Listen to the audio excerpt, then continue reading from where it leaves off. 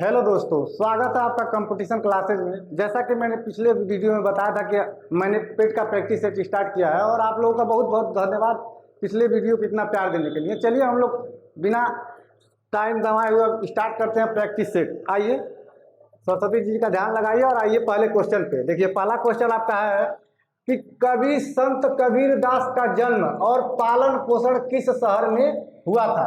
तो पहला है कानपुर, दूसरा है मथुरा और तीसरा बनारस और चौथा है अयोध्या। तो आपको बताना है कबीर जी का जो जन्म है और पालन पोषण किस शहर में हुआ है। तो आप ऑप्शन देखिए, तो ऑप्शन में आपको हो जाएगा बनारस। क्वेश्चन ये भी पूछ सकता है कि बनारस पे किस स्थान पे हुआ था। तो बनारस पे आप देखिएगा, आपको मिलेगा एक जगह लहरताल, रहलताल आपको मिलेगा जगह, वहाँ पे उनका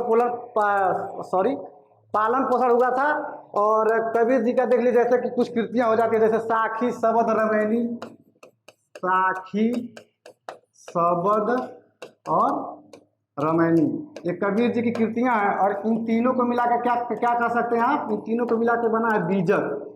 बीजक में किनका किनका किनका संकलन है, साखी शबद और रमैनी का। और कबीर दास जी का जन्म कहाँ पे हुआ था, लहर ताल में। चलिए ठीक है, आगे बढ़ते हैं। पहले ऑप्शन पे आ जाइए। तो आप यूपी का एग्जाम देने जा रहे हैं तो कानपुर में आपको खास मिल सकता है चंद्रशेखर आजाद, चंद्रशेखर आजाद कृषि विश्वविद्यालय। कृषि विश्वविद्यालय कहाँ मिलेगा आपको, कानपुर में। और मथुरा में देखिएगा तो मथुरा से संबंधित आप देख लीजिए, ये मान्यता है कि मथुरा में एक स्थान है सीही, और सीही में जन्म हुआ था सूरदास जी का। मथुरा में एक स्थान है जिसका नाम है सीही, और इनके जन्म में विवाद होते रहते हैं, लेकिन उत्तर प्रदेश में सीही माना जाता है। आगे देखिएगा अयोध्या में आपको कुछ खास मिलेगा नहीं। अयोध्या का आप बता दीजिए वन डिस्ट्रिक्ट वन प्रोडक्ट, यानी ओडीओपी बता दीजिए। तो ओडीओपी आपका अयोध्या का हो जाएगा गुड़। अयोध्या का ओडीओपी क्या है, गुड़। और क्वेश्चन का आंसर क्या है, बनारस। और अंदर जाइएगा तो रहलताल नाम का स्थान है बनारस में, या बनारस में काशी भी दे सकता है, काशी भी आप लगा सकते हैं। चलिए, बाकी कोई दिक्कत इस क्वेश्चन में, ऑप्शन हो गए। आगे देखिए, आगे बढ़िए, अगले क्वेश्चन पे आइए। देखिए, कबीर जी का नाम है 1938 लगभग में है, क्योंकि 1398 लगभग है, कि पता नहीं रहता कि कब इनका जन्म हुआ, विवाद होता रहता है। बाकी देखिए, और इनकी मृत्यु हुई थी मगहर उत्तर प्रदेश में। और यहाँ से एक क्वेश्चन और बन सकता है कि मगहर उत्तर प्रदेश जो है 21 नदी के किनारे है। तो यहाँ पे आप कह सकते हैं एक आमी नदी है। क्वेश्चन पूछा हुआ है प्रीवियस ईयर में कि मगहर किस नदी के किनारे है, तो कौन सी नदी हो जाएगी, आमी नदी हो जाएगी। ठीक है, चलिए अगले क्वेश्चन पे आइए। अगला क्वेश्चन है, भारत के संविधान में निम्नलिखित में से किस संविधान संशोधन को लघु या मिनी संविधान भी कहा जाता है। यानी आपको बताना है कि भारत में जो संविधान संशोधन होते रहते हैं, तो कौन सा ऐसा संविधान है जिसको आप लघु संविधान या मिनी संविधान भी कह सकते हैं। तो होगा यह कि ऐसा संविधान संशोधन हो जिसमें बहुत ढेर सारा संशोधन हुआ हो एक ही बार में, तो उसी को आप कहेंगे लघु या मिनी कह सकते हैं। संविधान का छोटा रूप, बहुत ढेर सारा परिवर्तन हुआ हो। तो आपने पढ़ा होगा कि 42वां संविधान संशोधन कौन सा है, 42वां संविधान संशोधन में बहुत ढेर सारे परिवर्तन हुए। जैसे मान के चलिए मौलिक कर्तव्यों का हुआ 10 जोड़े गए। ठीक है, और सरदार स्वर्ण सिंह समिति के सिफारिश पे। और उसके बाद अब और आगे जाइएगा तो आपको मिलेगा 48A में आपको मिलेगा पर्यावरण की सुरक्षा के लिए बात की गई है। और फिर और भी ढेर सारे उसमें बदलाव हुए थे 42 वाले में। तो इसीलिए इसको आप कहते हैं मिनी संविधान, क्योंकि बहुत ढेर सारे बदलाव हुए थे। ठीक है, तो लघु संविधान या मिनी संविधान किसे कहेंगे आप, 42वां संशोधन को। आगे आइए, 38वां कुछ खास है नहीं, 35 और 40। तो आपको 35 में मिल सकता है, बहुत ही मोस्ट इंपॉर्टेंट क्वेश्चन बनेगा 35 से, कि सिक्किम को सहराज्य का दर्जा दिया गया। ठीक है, राज्य नहीं बनाया गया, सहराज्य का। और ये हुआ कब था, लगभग 1974 में मिलेगा। ठीक है, अब सवाल ये हो जाएगा कि सिक्किम को राज्य का दर्जा कर दिया गया। तो थोड़ा सा और आगे बढ़िएगा तो 36वां जब जाइएगा आप, 1900 लगभग आप जाइए 1975 के आसपास जाइए, तो यहाँ पे क्या हो जाएगा, सिक्किम को पूर्ण राज्य मिला। सिक्किम को क्या बना दिया गया, पूर्ण राज्य बना दिया गया। किस वाले में बनाया गया पूर्ण राज्य, 36 वाले में। ठीक है, ये दोनों बहुत इंपॉर्टेंट है, सिक्किम के बारे में बहुत बार पूछता है। ठीक है, तो 35 वाले में सिक्किम को सहराज्य यानी केंद्र शासित मान लीजिए, और 36 में आइएगा तो सिक्किम को पूर्ण राज्य बना दिया गया। बाकी ऑप्शन कुछ है नहीं इसमें, 42 तो हो ही गया, 35 हो गया। चलिए आगे बढ़ते हैं, अगले क्वेश्चन पे आइए। चलिए अगले क्वेश्चन पे देखिए। अगला क्वेश्चन है हिस्ट्री से भी कुछ क्वेश्चन आएंगे आपके पेट के एग्जाम में। तो हिस्ट्री का क्वेश्चन है यहाँ पे कि औरंगजेब ने तक मुगल साम्राज्य पर शासन किया। मैंने पिछले प्रैक्टिस सेट में आपने देखा होगा कि मैंने सबका कार्यकाल लिखा था, तो वहाँ से अगर आपने बहुत ध्यान से मेरा प्रैक्टिस सेट देखा होगा तो आप कार्यकाल बता सकते हैं कि कार्यकाल क्या हो सकता है। तो देखिए 1655 से 1709 ईस्वी, या 1658 से 1707 ईस्वी, 1657 से 1709 ईस्वी, 1656 से 1708 ईस्वी। तो इसका क्या हो जाएगा 1658 से 1707 में कौन था? औरंगजेब था। ठीक है, बाकी सबका मैंने आपको मुगल काल का जो भी कालक्रम था मैंने सारा बता दिया पिछले वीडियो में, तो उसकी चर्चा ना करते हुए औरंगजेब के बारे में हम कुछ जान लेते हैं कि औरंगजेब में क्या खास हो सकता है। तो औरंगजेब के आपसे पूछ सकता है कि इसका उपनाम क्या है। कभी कभी इसका उपनाम बहुत बार पूछा होगा एग्जाम में। तो उपनाम आप देखिए जिसको कहते हैं जिंदा पीर, आप कहिएगा इसको जिंदा पीर। ठीक है, और फिर औरंगजेब की बात करते थे, इसकी पत्नी का नाम बता दीजिए। पत्नी जो इसकी थी उसका नाम था दिलरास बानो बेगम। आप मिलेगी पत्नी, सॉरी दिलरास बानो बेगम क्या है? इसकी पत्नी है। और इसका आप बता दीजिए, आगे बता दीजिए आप मकबरा भी इम्पोर्टेंट ही है कि औरंगजेब का मकबरा आपको कहाँ मिलेगा। तो औरंगजेब का मकबरा आपको मिलेगा औरंगाबाद में। औरंगाबाद कहाँ पे है? महाराष्ट्र में। ठीक है, बाकी तो कोई डेट मुगल काल से संबंधित हमको दिख नहीं रहा है। औरंगजेब की बात कर दीजिए, उपनाम जिंदा पीर, पत्नी दिलरास बानो बेगम, और मकबरा कहाँ पे है? औरंगाबाद में। बहुत ही मोस्ट इंपॉर्टेंट क्वेश्चन इससे बनेगा। चलिए आगे आइए, अगले क्वेश्चन पे आइए। देखिए अगला क्वेश्चन है निम्नलिखित में से कौन सा देश बिमस्टेक का सदस्य नहीं है? कौन सा देश बिमस्टेक का सदस्य नहीं है? मालदीव, भारत, भूटान और नेपाल। तो बिमस्टेक का यहाँ क्वेश्चन का आंसर बताने से पहले पता होना चाहिए कि बिमस्टेक आखिर में है क्या। तो इसका आप फुल फॉर्म निकालेंगे तो मिलेगा bay of Bengal initiative for multi sectoral trade and economic corporation, यानी जो बहुक्षेत्रीय है। यहाँ पे बे ऑफ बंगाल यानी बंगाल के खाड़ी के आसपास के जो देश हैं उन्होंने मिलके एक बनाया हुआ है संगठन, उसी को आप कहिएगा बिमस्टेक। ठीक है, तो यहाँ समझ में आया कि बिमस्टेक है क्या। यानी एक संगठन है जो बे ऑफ बंगाल यानी बंगाल के खाड़ी के आसपास के देश हैं उन्होंने बनाया हुआ है संगठन। तो बात करते हैं आंसर पे, अभी आते हैं। पहले बात करते हैं इसकी स्थापना की। इसकी स्थापना आखिर में हुई कब थी? तो स्थापना आप देखिएगा कि इसकी आपको स्थापना मिले 6 जून 1997 स्थापना इसकी मिल जाएगी। और आपके पेट का जब आप सिलेबस उठाइएगा तो उसमें दिया प्रमुख मुख्यालय और संगठन। तो वहाँ से आपको मुख्यालय भी याद करना बहुत जरूरी है। मुख्यालय आपको मिलेगा ढाका, और ढाका कहाँ पे है? बांग्लादेश, क्योंकि ये बांग्लादेश की क्या है? राजधानी है। ठीक, अब बात करते हैं इसमें देश। अब देश की बात कर लेते हैं कितने देश हैं। तो इसमें आपको देश मिलेंगे लगभग 7 देश मिलेंगे। 7 देश कौन कौन से हैं? तो मान लीजिए पहला आप लीजिए बांग्लादेश। आसपास जितने, अब दिमाग में लाइए बंगाल की खाड़ी को और आसपास के देशों को लाइए, मैं बोर्ड पर लिख रहा हूँ। ठीक है, देखिए अगला पहला आपको मिल जाएगा बांग्लादेश। ठीक, दूसरा आपको मिल जाएगा भारत, और भारत के बाद आपको मिल जाएगा म्यांमार। भारत के बाद आपको मिल जाएगा बांग्लादेश, भारत, म्यांमार हो गया। उसके बाद आपको मिल जाएगा चौथे नंबर पे मिल जाएगा श्रीलंका मिल जाएगा। और उसके बाद आपको मिल जाएगा, श्रीलंका के बाद आइएगा 5वें नंबर पे मिलेगा थाईलैंड। 5वें पे क्या है? थाईलैंड।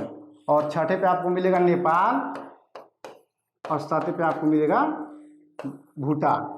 कितने देश हो गए? 7 देश हो गए। तो इसमें क्या है? सदस्य नहीं है। कौन सा इसमें नहीं है? मालदीव मिल जाएगा आपको, और बांग्लादेश है, भारत, म्यांमार, सॉरी कुछ गलत है इसमें, देखते हैं। बांग्लादेश, भारत, म्यांमार, श्रीलंका, थाईलैंड, नेपाल और भूटान। भारत है, भूटान है, नेपाल है, मालदीव नहीं है। यानी कौन सा हो जाएगा? यही वाला हो जाएगा। कितने देश हैं?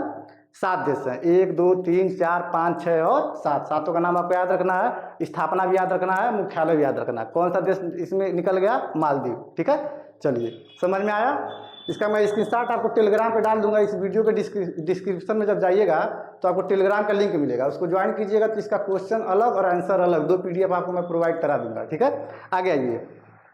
बाकी आप देख लीजिएगा, यही है आसपास के देश, 1 2 3 4 5 6 और 7, ये मैप है। थाईलैंड, म्यांमार, बांग्लादेश, भूटान, नेपाल, 7 देश हैं इसमें। पीडीएफ में आपको मिलेगा, बढ़िया देख लीजिएगा। आगे आइए, देखिए अगला क्वेश्चन है, अगले क्वेश्चन पे आइए। सतलज नदी किस दर्रे से होकर भारत में प्रवेश करती है? दर्रों से भी क्वेश्चन मैंने कराया हुआ है, लेकिन ये थोड़ा सा अलग है, क्योंकि दर्रे के बारे में नहीं पूछा, आपसे ये पूछ लिया कि जो सतलज नदी है वो किस दर्रे में प्रवेश करती है, भारत में जब प्रवेश करती है। तो यहाँ पे आप देखिएगा, एक आपको दिख नहीं रहा, थोड़ा सा ऊपर कर दें इसको, चलिए अब सारा दिख रहा है। जोजिला दर्रा, नाथुला दर्रा और लिपुलेख दर्रा और सिपकिला दर्रा। चलिए मानते हैं नहीं पता है आपको कौन सी दर्रा है, लेकिन आपको ये पता होना चाहिए कि जो सतलज नदी का मैप है वो कहाँ से कहाँ तक निकला है, किस प्रदेश में प्रवेश करता है और किस प्रदेश से निकलता है। तो अगर आप इन दर्रों का नाम बताइए और आपको पता होगा सतलज नदी कहाँ से प्रवेश करती है, तो आप बता सकते हैं कि कौन सा आंसर होगा। जैसे मान लीजिए आपको पता होगा कि सतलज नदी निकलती कहाँ से है, पहले तो यही क्वेश्चन आ जाएगा कि निकलती कहाँ से है। तो निकलेगी ये राकसताल झील। क्या, कौन सा झील है? राकसताल झील है। कहाँ पे है ये? तिब्बत में एक झील है ये। कहाँ पे है? तिब्बत में। यहीं से निकलती है सतलज नदी। जो भारत में प्रवेश करती है तो भारत में प्रवेश करेगी आपका हिमाचल प्रदेश से, और हिमाचल प्रदेश में कौन सा दर्रा मैंने बताया था? सिपकिला दर्रा। यानी सिपकिला दर्रा से क्या करेगी? प्रवेश करेगी। सिपकिला दर्रा कहाँ पे है? हिमाचल प्रदेश में। लिपुलेख के बारे में मैंने पिछले वीडियो में बताया था, उत्तराखंड। उत्तराखंड में और भी देख लीजिएगा, आपको माना मिल जाएगा, माना दर्रा। और नाथुला दर्रा मैंने बताया था सिक्किम। थोड़ा रिपीट कर लीजिए, सिक्किम में मैंने एक और बताया था जलेबला दर्रा, ये मैंने नहीं बताया था। जो जिला दर्रा है, और एक दर्रा और है काराकोरम दर्रा। अब आप बताइएगा जो जिला दर्रा और काराकोरम दर्रा आखिर है कहाँ? तो आपने पढ़ा होगा, अगर प्रीवियस ईयर उठाइएगा तो आपको ये दोनों मिलेगा जम्मू और कश्मीर में। एग्जाम में पूछा हुआ है, मिलेगा जम्मू और कश्मीर में। लेकिन ये अब आपको कहाँ मिलेगा? अब मिलेगा ये लद्दाख में, क्योंकि जब से बंटवारा हुआ है तो लद्दाख अलग हो गया, और ये दोनों दर्रा कहाँ पहुँच गए हैं? लद्दाख में। तो एग्जाम में आपको लगाना लद्दाख, जम्मू और कश्मीर लगाइएगा तुरंत गलत होगा। चलिए आगे आइए, समझ में आया ये? आगे बढ़िए, अगले क्वेश्चन पर बढ़ते हैं। ये देखिए सतलज नदी का प्रवाह है, यहाँ से निकला है सतलज नदी, ये आई है, यही है सतलज नदी। यहाँ पे ब्यास नदी इसमें मिली है, और ये जाके सिंधु नदी में यहाँ पे देखिए, यहाँ पे आके लास्ट में सिंधु नदी हो गई है। ठीक है, चलिए आगे आइए, अगला क्वेश्चन देखिएगा। रोलेट एक्ट पारित किया गया, यानी आपको ये बताना है कि जो रोलेट एक्ट है वो किस में पारित किया गया। तो पहला क्वेश्चन यही उठेगा कि आखिर रोलेट एक्ट है क्या। तो रोलेट एक्ट के बारे में हम कुछ जानते हैं। तो रोलेट एक्ट देखिए, सबसे पहले तो यही समझ लीजिए कि 1919 में आया था, डेट यही है। आखिर है क्या? तो एक थे सर सिडनी रोलेट, उनका नाम क्या था? एक अंग्रेज था, उसका नाम था सर सिडनी रोलेट। ये क्या था? इसका अध्यक्ष था। इसका क्या था? अध्यक्ष था। इस समिति का जो एक्ट आया उसका अध्यक्ष क्या था? Sir Sidney Rowlatt. इस एक्ट में ये कहा गया कि भारत में ऐसा कानून बनाया गया कि अगर आपके ऊपर शक हो रहा है, उस टाइम जब अंग्रेजों का शासन था, तो आपको शक के दायरे में लेकर आपको गिरफ्तार किया जाएगा, और 2 साल तक आप ना कोई केस कर सकते हैं, और ना कोई अपील, और ना कोई दलील कर सकते हैं। आप 2 साल तक जेल में रहेंगे सिर्फ शक के दायरे पे। ऐसा सख्त कानून था। तो भारतीय जनता ने, क्वेश्चन कई बार आया कि भारतीय जनता ने इसको क्या कहा, तो भारतीय जनता ने इसको कहा काला कानून। क्या कहा? काला कानून। और एक और आता है कि जो नेहरू जी थे, नेहरू जी ने क्या कहा? तो नेहरू जी ने कहा था इसको बिना वकील, बिना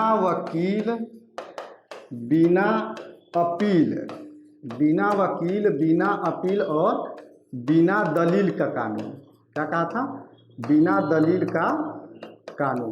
ठीक है, यानी रोलेट एक्ट कब आया? 1919 में। क्यों आया, कैसे है? पता चला आपको कि 2 साल तक की जेल होगी मात्र शक करके आपके ऊपर। उसके बाद नेहरू जी ने कहा बिना वकील, बिना अपील, बिना दलील का कानून कहा। एक क्वेश्चन और बनता है कि 1919 में ही इसी के विरोध में गांधी जी ने चलाया था, कौन सा सत्याग्रह चलाया गांधी जी? तो गांधी जी ने चलाया था एक सत्याग्रह, ही आप कहिएगा, सत्याग्रह सभा। गांधी जी ने कब चला? 1919 में। किसके विरोध में? रोलेट एक्ट के विरोध में। चलिए बाकी ऑप्शन हो गए आपके, सब सही हैं। 1919 में Rowlatt act, sir Sidney Rowlatt क्या था? अध्यक्ष था। भारतीय जनता ने इसको कहा काला कानून। और आगे बढ़िएगा, नेहरू जी ने बिना वकील, बिना अपील, और गांधी जी ने सत्याग्रह सभा। और कोई क्वेश्चन इससे नहीं बन सकता है, ये बनेगा, क्योंकि आपके पेट के चैप्टर में आप देखिएगा कि आधुनिक के बारे में बहुत ज़्यादा दिया हुआ, अलग से दिया हुआ है। पहले तो पूरा इतिहास दिया हुआ है और एक 5 नंबर का उठाया है कि आधुनिक इतिहास में जब पहुँचिएगा आप, जैसे कि आंदोलन में पहुँचिएगा तो उससे ज़्यादा क्वेश्चन है, तो ये उसी में आएगा। चलिए अगले क्वेश्चन पे आइए। ये देखिए यही है सर सिडनी रुलेट है, जो जिसके अध्यक्ष में आया था, अध्यक्ष यही था। चलिए आगे बढ़िए। इतिहास का क्वेश्चन आ गया यहाँ पे। इतिहास का क्वेश्चन देखिए क्या लिखा हुआ है, निम्नलिखित में से कौन सा सम्राट शाहजहां द्वारा नहीं बनाया गया।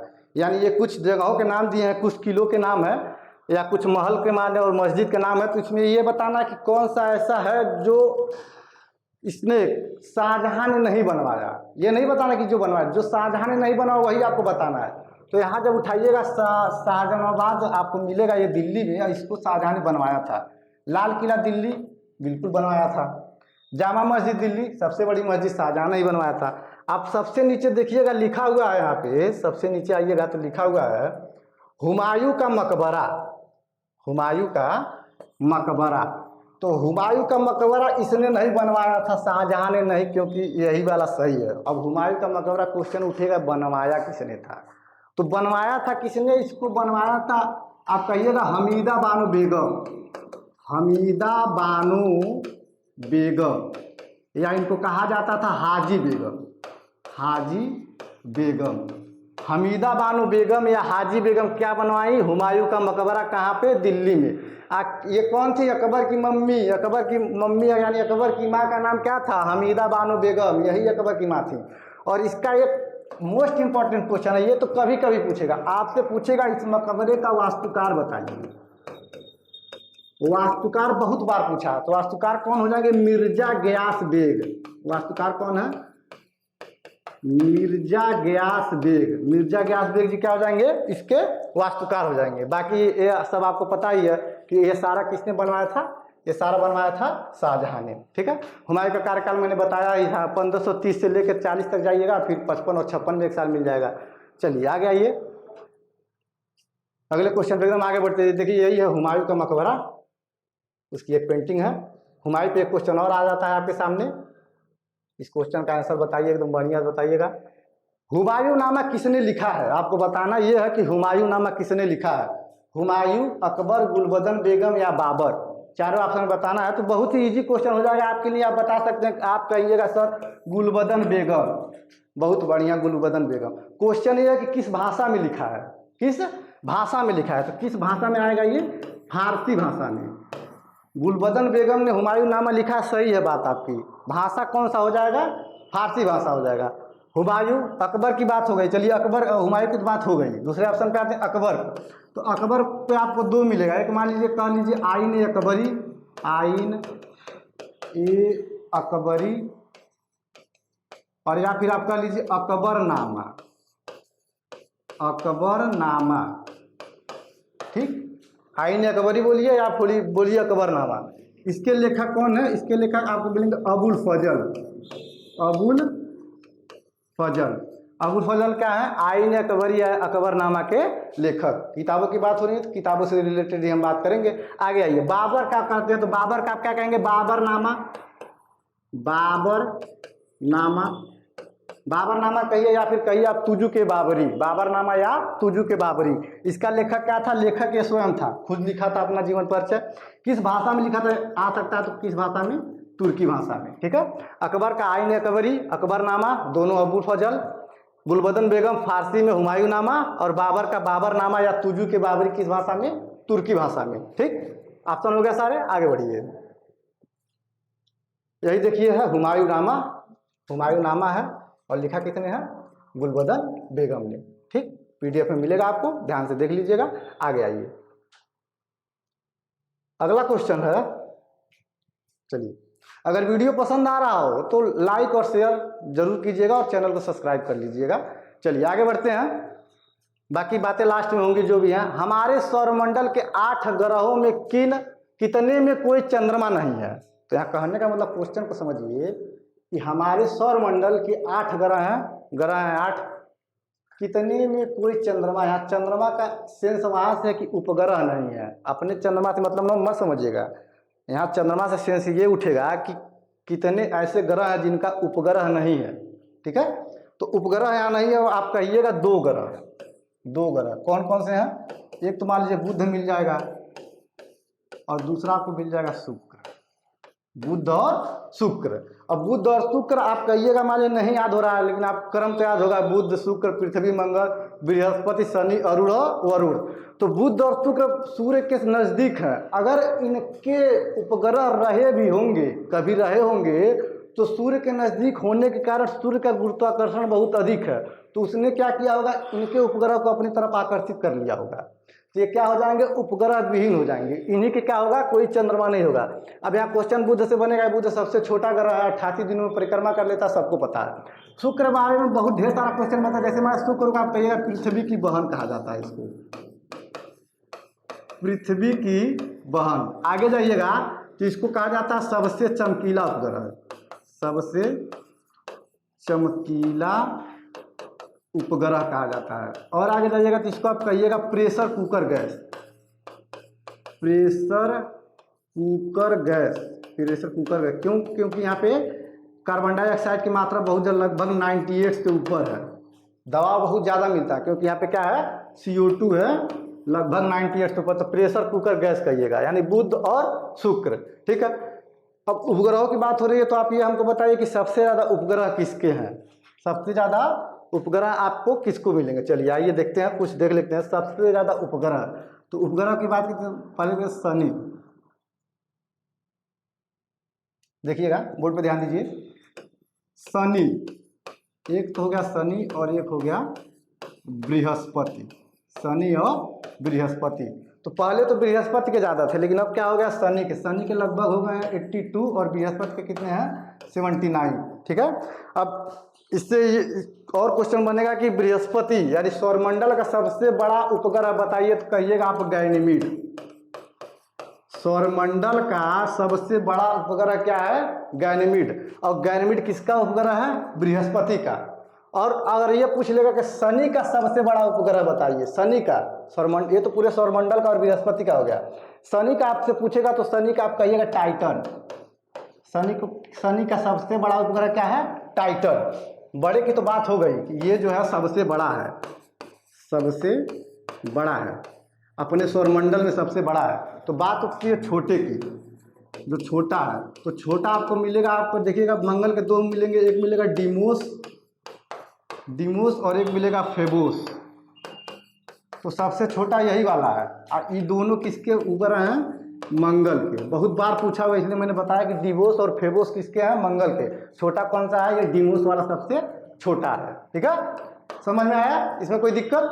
चलिए आगे बढ़ते हैं, आइए इसमें आइए। यहाँ तो बुध और शुक्र हो गया, पृथ्वी की बहन, सबसे चमकीला उपग्रह, प्रेशर कुकर गैस भी कह सकते हैं। और कितने के नहीं है, बुध और शुक्र के नहीं है। चलिए आगे बढ़िए, अगले क्वेश्चन पे आ जाइए। देखिए पूरा सौरमंडल है अपना, एकदम बढ़िया से दिख रहा होगा, मरकरी है, वीनस है, अर्थ है, जुपिटर है, और इन सबका कालक्रम लिखा हुआ, कौन कितने दिन में अपनी परिक्रमा पूरा करता है, कालक्रम है। आगे आइए, अगला क्वेश्चन देखिएगा। हर एक टॉपिक से मैंने क्वेश्चन कवर किया हुआ, ऐसा नहीं है कि मैं हिस्ट्री है तो हिस्ट्री का ही 10 क्वेश्चन डाल दूंगा। अब आइए पॉलिटी पे आते हैं। भारत में किसी राज्य के राज्यपाल के रूप में नियुक्त के लिए निर्धारित न्यूनतम आयु सीमा है, यानी राज्यपाल का आपको क्या बताना है, राज्यपाल का बताना कि कितने साल के बाद आप राज्यपाल बन सकते हैं, या कोई राज्यपाल चुना जा सकता है कितने साल के बाद। तो राज्यपाल के लिए आपको डेट 40, 30, 35 और 25 ऑप्शन में है। तो आप बताइए तो क्या हो जाएगा, राज्यपाल हो चाहे राष्ट्रपति हो, राज्यपाल हो चाहे राष्ट्रपति हो, दोनों का कितना है, 35 साल। आगे आएगा 25 आपको मिलेगा, 25 देखिए लोकसभा सदस्य, लोकसभा का सदस्य हो, या फिर विधानसभा का सदस्य हो, या फिर विधानसभा का सदस्य हो, या फिर प्रधानमंत्री हो, या फिर मुख्यमंत्री हो।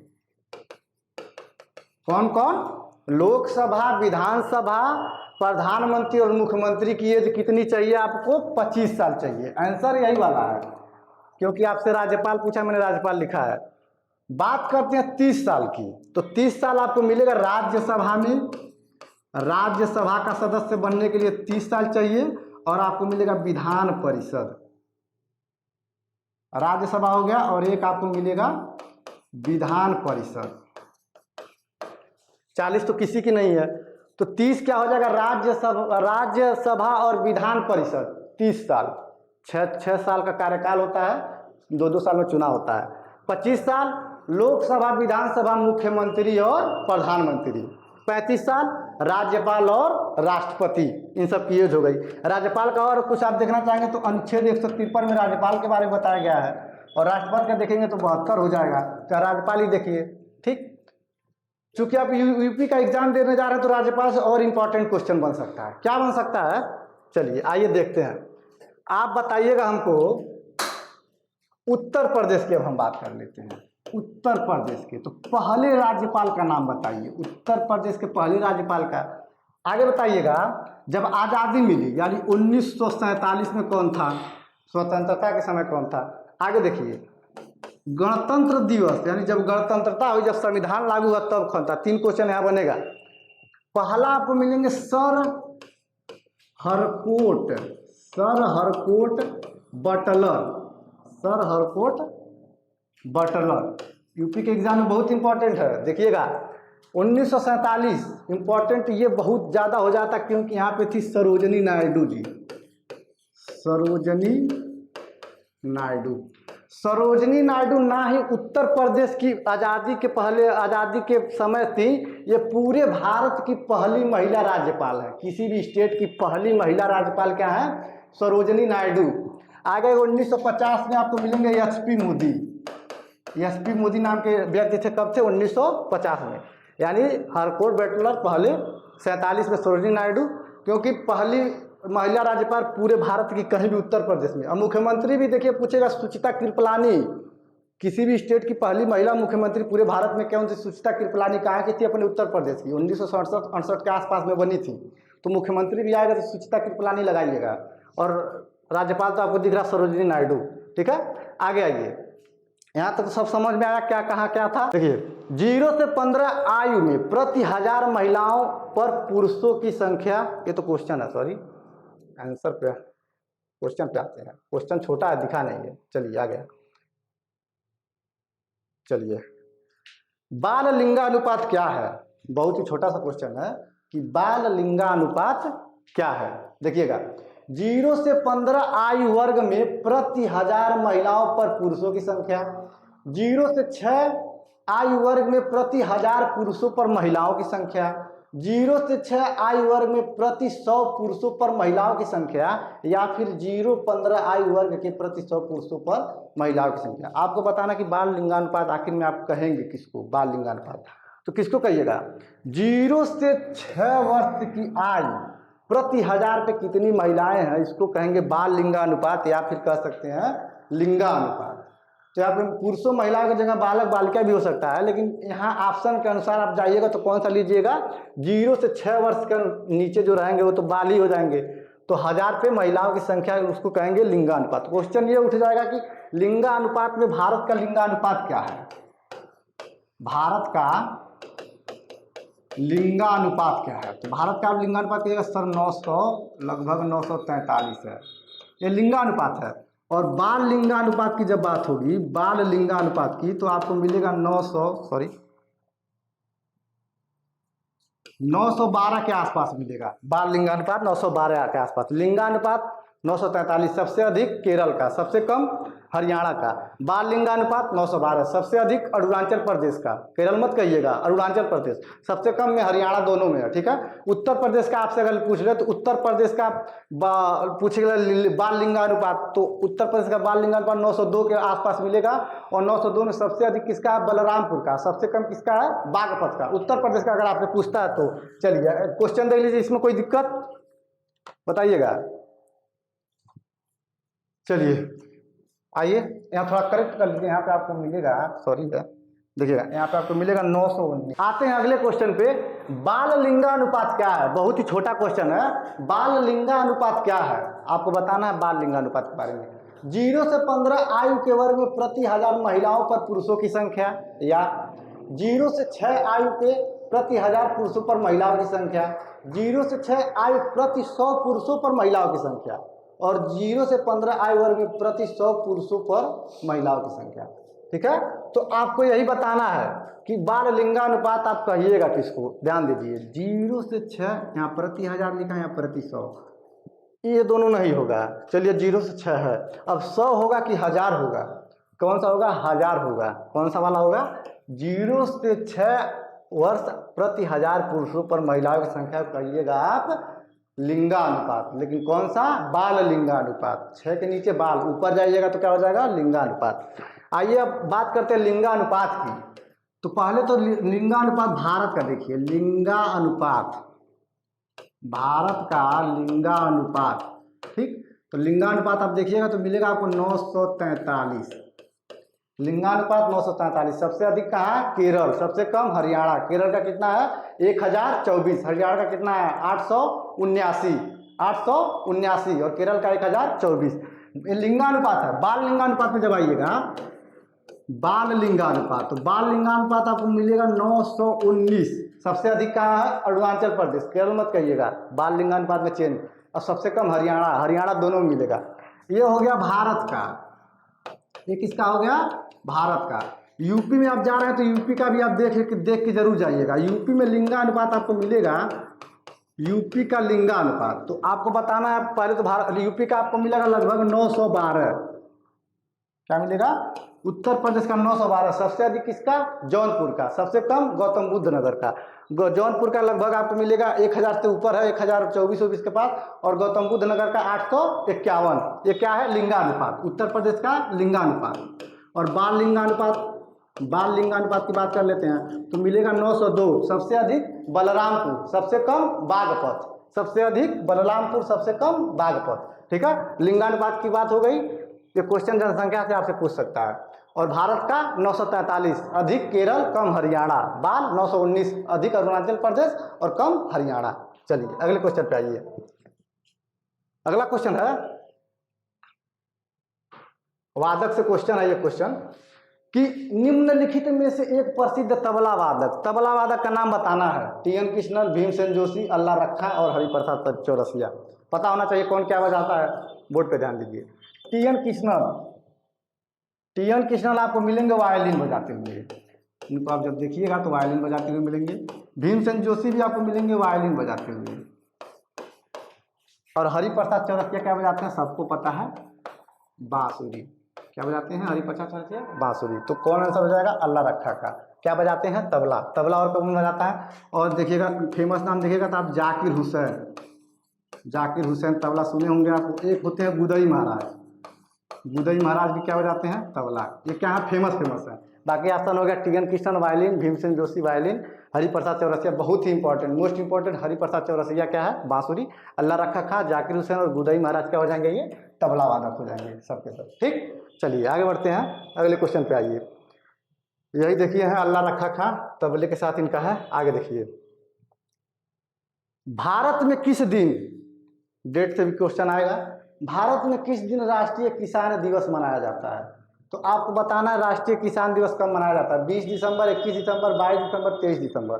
कहिएगा आपको पता होगा तो आप आइएगा 23 दिसंबर।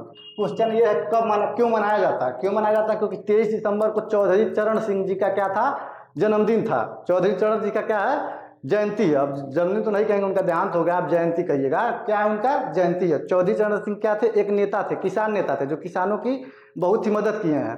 तो उन्हीं के जन्मदिन पे क्या मनाया जाता है, आपका राष्ट्रीय किसान दिवस। और चौधरी चरण जी से इंपॉर्टेंट क्वेश्चन क्यों बनेगा, क्योंकि उनका जन्म कहाँ हुआ था, उत्तर प्रदेश, उत्तर प्रदेश के हापुड़ में उनका जन्म हुआ था, चौधरी चरण सिंह जी का। तो 22 दिसंबर, 20 दिसंबर में कोई डेट नहीं है, 21 दिसंबर, 22 दिसंबर में आप देख सकते हैं मिलेगा आपको गणित दिवस। गणित दिवस कब मनाते हैं, 22 दिसंबर। अब 22 दिसंबर क्या होता है, सबसे छोटा दिन। तो दिन की बात है नहीं, दिवस की बात है। दिसंबर में मैं कुछ डेट लिख रहा हूँ, आपको डेट बताना है कि कौन कौन सा होता है। जैसे मान लीजिए 1 दिसंबर बता दीजिए, 5 दिसंबर बता दीजिए, आगे आइएगा 10 दिसंबर, फिर आगे आप चले जाइए 16 दिसंबर, और एक बता दीजिए आप 19 दिसंबर। 22 दिसंबर तो हो ही गया। ये मोस्ट इंपॉर्टेंट है, जो बार बार एग्जाम में रिपीट होते रहते हैं। तो 1 दिसंबर को आप दिखिएगा तो मिलेगा आपको विश्व एड्स दिवस, कई बार एग्जाम में पूछा हुआ है। 5 दिसंबर को जाएगा तो आपको मिलेगा विश्व मृदा दिवस। क्या मिलेगा? विश्व मृदा दिवस।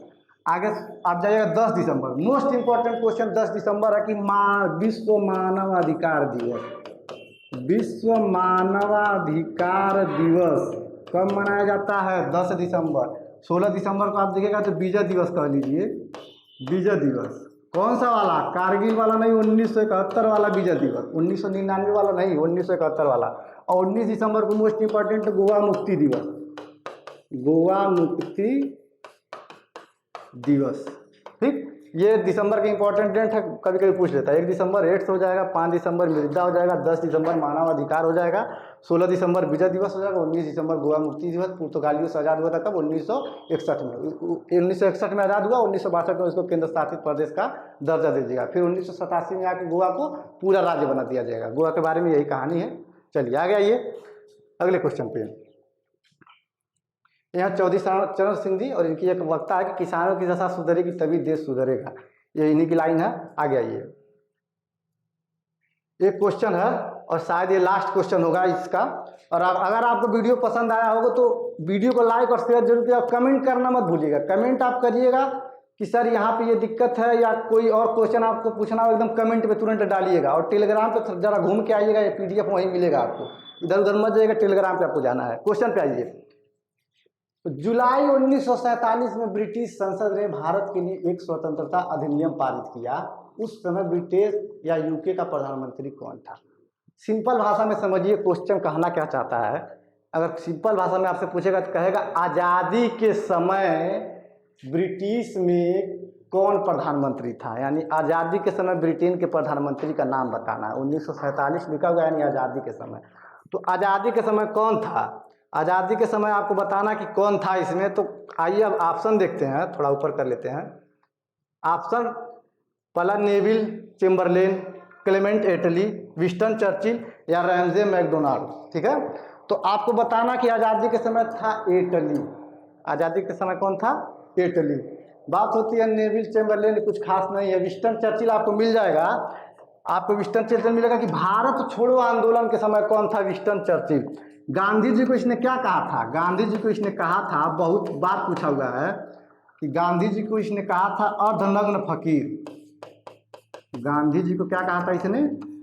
अर्धनग्न फकीर। विंस्टन चर्चिल ने, क्वेश्चन आया है कि गांधी जी को अर्धनग्न फकीर किसने कहा? Winston Churchill.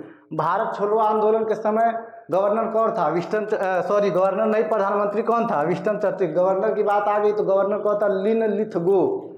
भारत छोड़ो आंदोलन के समय कौन था? लिनलिथगो। और प्रधानमंत्री कौन हो जाएगा? विंस्टन। रैमजे मैकडोनाल्ड आपको मिलेगा गोलवेज सम्मेलन। कितने गोलवेज सम्मेलन हुए? 3 गोलवेज सम्मेलन हुए थे। और तीनों में कौन था? तीनों गोलवेज सम्मेलन में आपका था रैमजे मैकडोनाल्ड। कौन था? Ramsay MacDonald. तीनों गोलवेज सम्मेलन में। इटली की बात हो गई, विंस्टन चर्चिल 42 के आसपास, भारत छोड़ो आंदोलन, गांधी जी को अर्धनग्न फकीर। चलिए ये आपको मिल जाएगा, देखिए क्लेमेंट एटली है, टाइम मैगजीन में छपा हुआ है। चलिए बाकी क्लास लेने के लिए आपका बहुत बहुत धन्यवाद। मिलते हैं नेक्स्ट वीडियो में। एकदम प्रैक्टिस पे लगे रहिए, प्रैक्टिस मत छोड़िएगा। जब तक एग्जाम आपका आ रहा है 15-16 तक एकदम दाब के प्रैक्टिस कीजिए, जहां से मिला वहां से प्रैक्टिस कीजिए। ठीक है, बाकी बहुत बहुत धन्यवाद। और चैनल को सब्सक्राइब करना मत भूलिएगा और वीडियो को लाइक जरूर कीजिएगा और कमेंट तो जरूर ही कीजिएगा। चलिए।